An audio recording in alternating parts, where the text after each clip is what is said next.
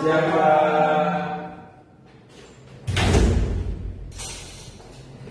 Gimana kawan hari ini anak-anak? Baik, Baik, Pak. Baik ya? Sudah tahu kan hari ini Bapak mau ngasih materi bimbingan klasik apa kalian? Tahu, Pak. Ya hari ini Bapak mau ngasih materi ya.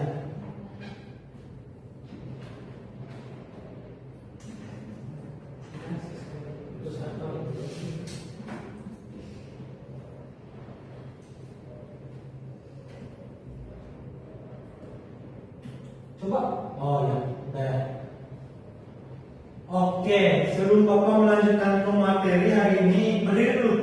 Biar semangat berdiri dulu. Oke, Bapak mau ngasih ice breaking dulu ya. Ya, Pak. Ya, ice breakingnya kalian terus fokus dengan apa yang Bapak bilang.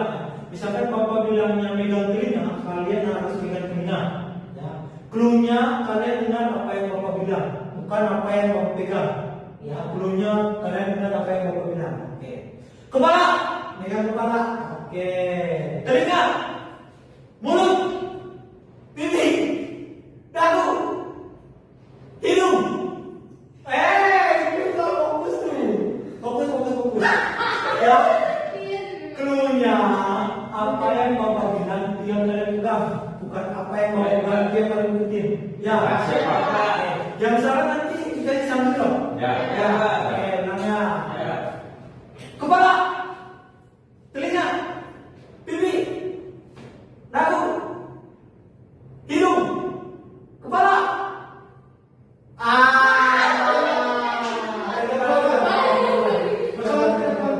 Lagi satu orang ya. Ya, Pak. Lagi satu orang ya. Ya, Pak. Lutut, kepala, pipi, hidung. Benar. Oke. Dahi.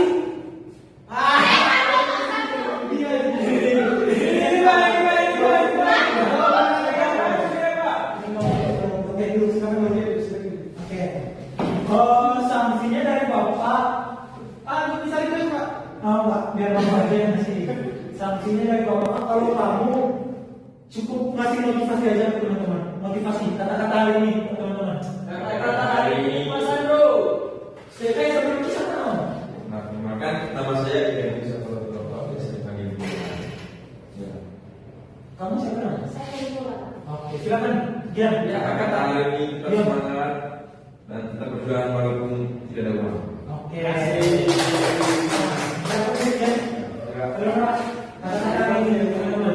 Kata-kata hari ini jangan putus asa, tetap semangat. Oke. Oke, jadi hari ini anak-anak, Bapak mau mengasih materi mengenai strategi melanjutkan ke perguruan tinggi. Oke, sebelumnya di sini kalian ada yang cita-cita jadi guru?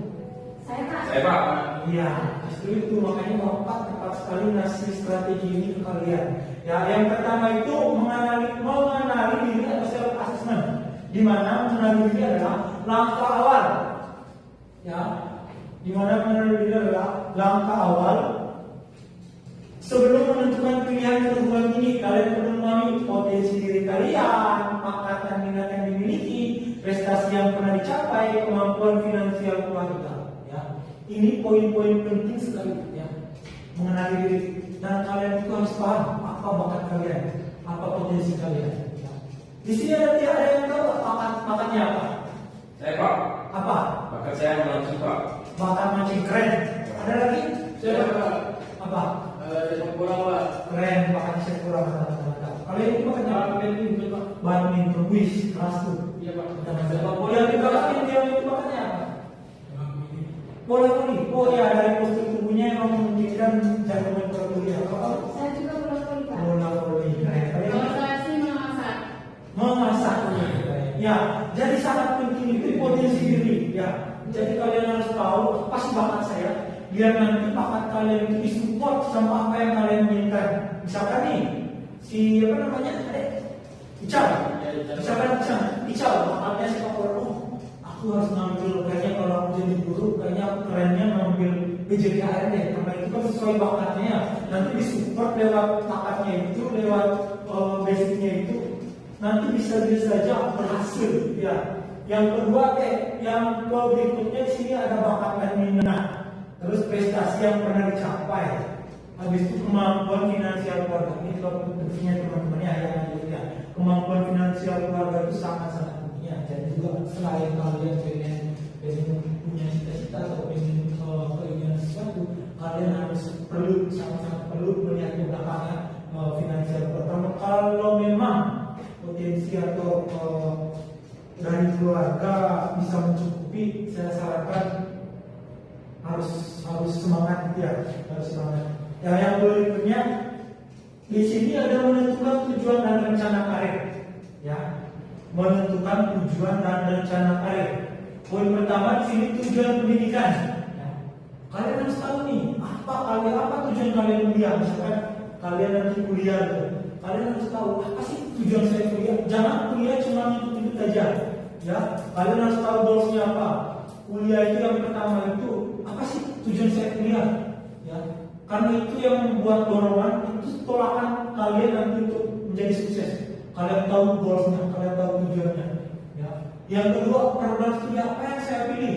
Sekali lagi, jangan sampai terjebak sama teman-teman. Jangan ikut terus. Jangan karena temannya ambil jurusan BK, kalian juga mau ambil jurusan BK. Ya. Yang ketiga, gambaran karir di masa depan. Ini penting nih. Yang ketiga, gambaran karir di masa depan. Kalian tuh harus bisa baca peluang.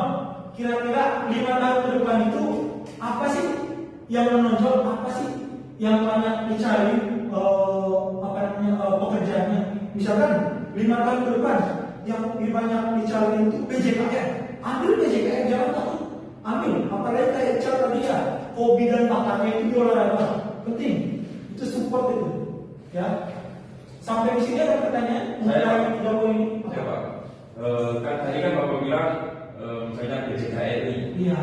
Kalau PJKN dibutuhkan ambil PJKN. Iya. Tapi kalau dari segi pribadi Pak, kalau saya tentang hobi di situ atau enggak kalau saya nggak ada bakat di situ, apakah saya harus tetap mengambilnya Pak? Bisa saja dia, bisa saja. Intinya niat.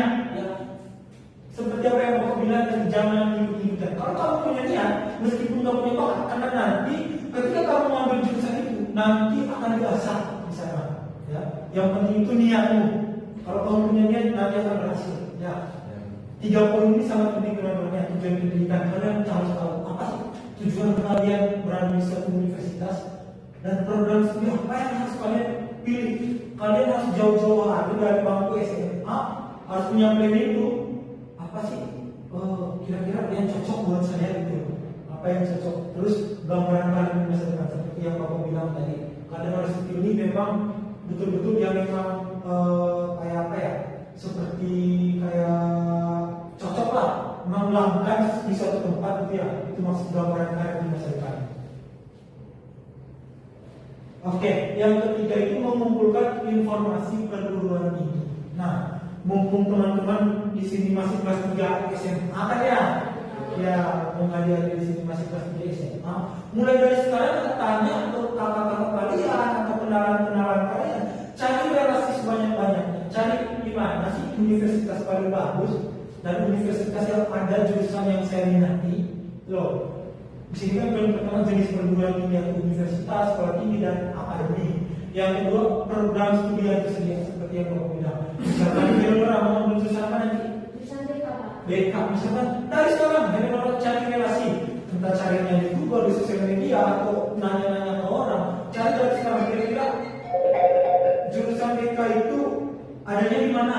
Ya tanya aja atau nggak cari di sosial media, itu penting itu. Ya. Dan yang ketiga akreditasi perguruan tinggi jurusan ini juga penting sekali. Ya. Kebetulan Bapak kuliah di Universitas PGRI Madura. Ya. Di sana itu akreditasi perguruan tingginya sangat bagus. Apalagi jurusan bimbingan konseling. Kalau nggak salah akreditasi jurusan BK-nya di sana A deh. Kalau nggak A+. Ya. Kalau nggak saya. Terus yang berikutnya biaya kuliah dan sistem pembayarannya. Selain kalian cari relasi mengenai jurusan kalian, program studi yang tersedia. Setelah itu kalian tentu juga nanya biaya kuliah dan sistem pembayaran sekitar. Karena banyak kampus yang saya tahu ada beberapa kasus yang memang cara pembayarannya itu tidak bisa ditoleransi. Kalau memang mereka bilang A, pasti A. Gitu. Ada beberapa kampus yang bisa ditoleransi. Ditoleransi maksudnya begini, biaya kuliahnya itu bisa dicicil. Kalau di universitas Bapak sekarang bisa dicicil dua kali kan. Jadi agak enak dibanding kalau misalkan langsung ditagih semuanya langsung dilunas, itu akan memberatkan. Itu penting juga biaya kuliah dari sistem pembayaran. Kalau lokasi kampus itu tergantung kalian ya. Kalau misalkan jauh dekat tergantung kalian. Yang pada intinya biaya kuliah itu sangat penting, akreditasi perguruan tinggi itu sangat penting, program studi yang tersedia juga sangat penting buat kalian. Oke.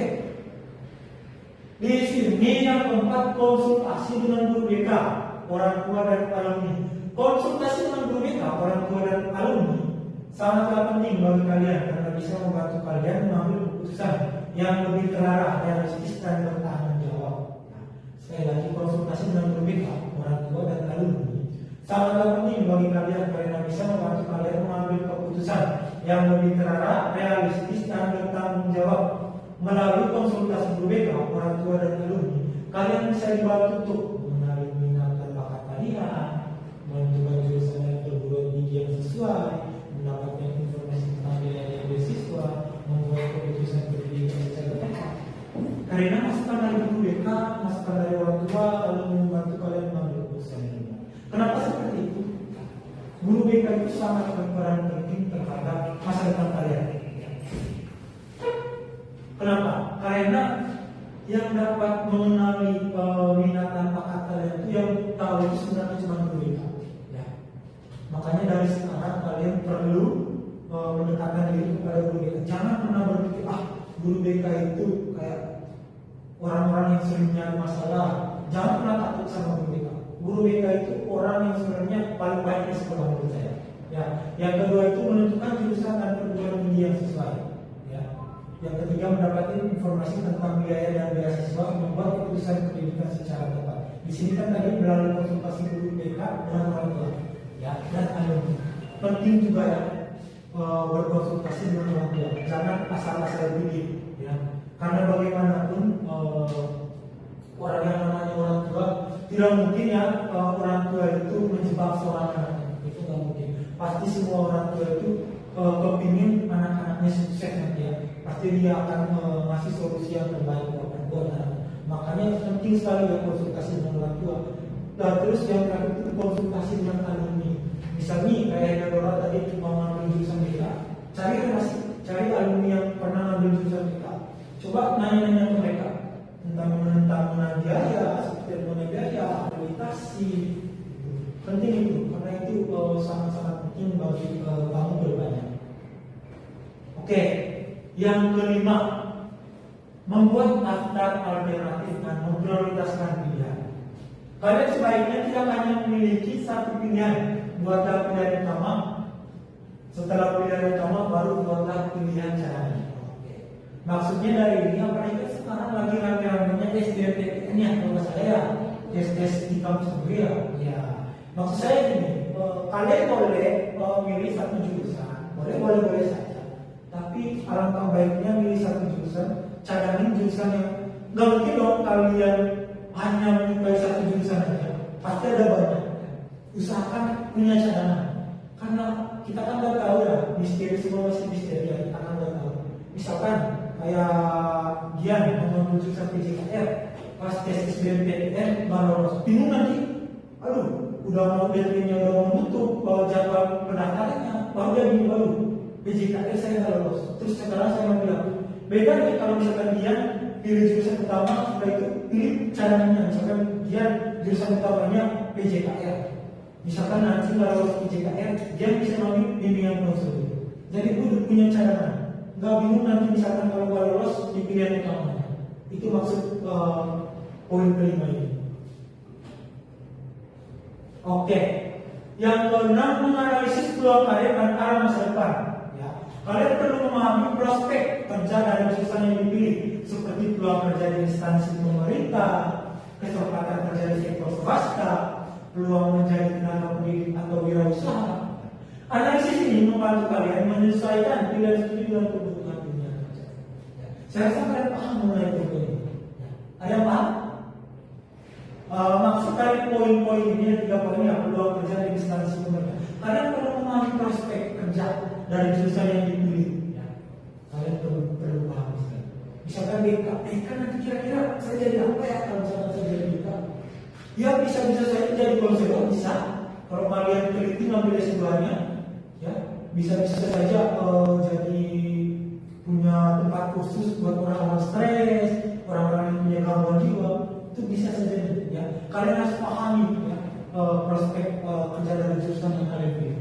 Itu yang dimaksud ya. Kesempatan kerja di sektor swasta. Karena ya ini tidak bisa dipungkiri ya, di mana-mana sektor swasta itu pasti lebih mahal dari biaya gajinya dan sejauh pribadi negeri ya. Ya itu jujur aja. Terus yang ketiga, peluang menjadi tenaga sendiri atau wirausaha. Kalau misalkan kalian nggak punya kesempatan ngambil S2, ambil PPG ya. Kalau misalkan kalian nanti lolos, tadi kan semuanya bekerja dulu ya. Kalau misalkan kalian nanti jadi guru, setelah ambil gelar SPD-nya, ambil juga gelar BR-nya, gelar gurunya. Ya. Ambil PPG, itu sangat-sangat membantu kalian ya. Itu yang dimaksud poin-poin tadi. Oke, sebelum Bapak menjelaskan poin yang terakhir ini, ada pertanyaan dari kalian mengenai apa yang Bapak jelaskan tadi. Ayo aktif. Gimana? Oke, Sandro ya, mau tadi ya. Oke, silakan dulu Sandro. Oke, baik, terima kasih Pak. Pertama, materi hari ini telah menjelaskan terkait dengan akhir sang struktur di jurusan. Jadi pertanyaan dari saya, Pak, apakah kita dengan memilih jurusan akan menentukan karir kita sebenarnya atau tidak? Itu pertanyaan yang pertama. Lalu yang kedua, sebenarnya dari pertanyaan yang pertama tadi, apakah dengan karir yang kita pilih atau jurusan yang kita pilih dapat menemukan penghasilan yang lebih, atau hanya menemukan sebatas jurusan tapi tidak menemukan arah karir yang sebenarnya? Oke. Pertanyaannya yang pertama saya jawab dulu pertanyaan yang pertama saya. Ya, apakah apa tadi? Apakah memilih jurusan akan mengarahkan karir yang sebenarnya? Iya, apakah? Jadi pilihan dulu. Karir itu sebenarnya sudah teratur. Kenapa saya bilang begitu? Karir itu sebenarnya sudah teratur. Kalau memang kamu punya bakatan minat di suatu bidang, ya, pasti kamu akan diarahkan ke sana. Misalkan Sandro nih, bakatan minatnya public speaking, ya, public speaking nih, Sandro punya bakat public speaking. Misalkan Sandro punya bakat public speaking, Sandro bisa saja cocok ke sektor pariwisata. Itu bisa menentukan Sandro nanti, ya, itu bisa menentukan Sandro untuk mendapat karir yang bagus, ya. Bisa masuk Sandro? Ya, oke. Pertanyaan yang kedua dari Sandro apa? Pak, saya bisa mengoreksi jawaban lagi Pak. Oh ya, silakan. Yang Bapak tadi mengatakan Sandro misalnya ada berkarir di bidang pariwisata itu ya. Kan di pariwisata 95% harus ada bahasa Inggris ya. Benar, karena makanya tadi aku bilang public speaking-nya. Jadi pertanyaan saya, apabila Sandro nggak bisa bahasa Inggris, terus kelanjutannya gimana tuh Pak? Ya makanya tadi seperti yang saya bilang, kalau misalkan Sandro punya prestasi public speaking-nya yang bagus, alangkah baiknya dia ambil pariwisata. Karena pariwisata itu kunci utamanya public speaking. Ya. Kalau memang nggak punya bakat untuk bahasa Inggris, nggak usah ke sana. Ambil yang memang punya bakat sesuai dengan potensi kita. Jangan melebihi potensi. Begitu ya. Oke. Pertanyaan kedua tadi kalau Sandro apa? Pertanyaan kedua tadi Pak, berkaitan dengan pertanyaan pertama tadi. Ya. Apakah dengan kita memilih jurusan itu akan menentukan arah pekerjaan yang sebenarnya atau penghasilan yang lebih sebenarnya? Kalau soal menentukan sama penghasilan sebenarnya tergantung Sandro. Kalau soal penghasilan itu semua orang berpenghasilan. Jadi nggak seharusnya si Sandro ini ngambil apa yang Sandro ambil sekarang itu bisa menentukan penghasilan yang tetap dan penghasilan yang banyak tetap. Ya. Sandro bisa saja nanti setelah ngambil jurusan BK nanti misalkan Sandro BK, bisa saja Sandro habis ngambil jurusan BK bisa saja Sandro buka bisnis. Itu kan kita nggak tahu. Ya. Jadi sebenarnya karir itu nggak memungkinkan juga untuk menyupport kita untuk mendapatkan penghasilan yang besar. Masih Yang pada dari segi. intinya, yang pada intinya sebenarnya semua tergantung dari diri kita, niat kita. Kalau kita pengen punya penghasilan gede, semua tergantung effort. Kita harus effort, kita harus berupaya. Ya. Segala sesuatu yang dibuat melalui proses pasti tidak akan punya hasil. Ya. Ada lagi yang ingin bertanya selain Sandro? Karena Ya. Pak, Oke. Bapak menjelaskan poin yang tadi ya. Di sini ada memahami keputusan secara rasional ya, secara logika, secara masuk akal.